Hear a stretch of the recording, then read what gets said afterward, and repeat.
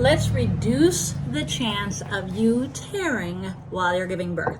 I am doula Terry, been a birth doula in New York City for more than 20 years now. I give tips. I want to help you feel more confident, less anxious, more hopeful. And if you enjoy my videos, please do give me a follow. Let's talk about the ways to reduce the chance of tearing when you are giving birth. One is looking at optimal fetal positioning. Ideally, having your baby lined up in the ideal position before you give birth can make for an easier birth. And going for it with that and keeping your body balanced, all of the things around optimal fetal positioning, that's a great place to start. But when you're actually giving birth, a couple things. One is ideally you don't start pushing until you need to push. If you are unmedicated, that urge to push is pretty darn obvious. But if there's an epidural in place and you're sound asleep and they're like, hey, push, and you start pushing but feel nothing, you want to take a break. You want to wait for the baby to come down a little bit on its own so that you can push effectively. The problem with pushing and not being able to move a baby is the more you push, the more swelling of the tissue, the higher chance of tear. So if I spend a half hour trying to figure out pushing because I don't even feel that part of my body, that will increase my chance of tearing. Changing position, super important. Again,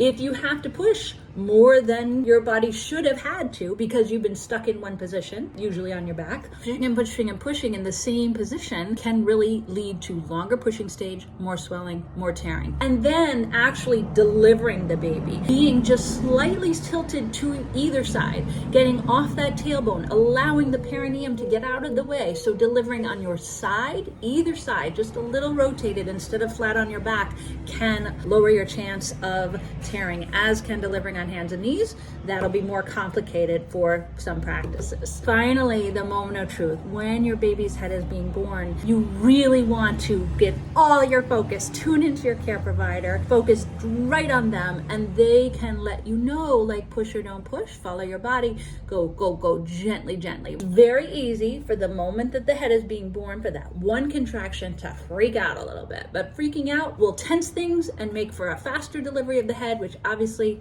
higher rate of tearing. If we can feel that, we can put our hand on the baby's head if that works for you. We can ask for guidance from our care provider. Whatever works for you, we just want to focus like a laser and slow down for that last contraction as the baby's head is being born. And that will help you as well. So some people will do that perineal massage to prepare. I'm not actually a big believer that your perineum needs preparation. I think your body's meant to do this. I do think there can be value in receiving some perineal massage during the pregnancy just to kind of get it in your head like, ugh, when I get that stretching and unpleasant feeling there, I know what to do. I don't have to tense against it. I can breathe and relax. So there's a bunch of tips. Let me know what worked for you.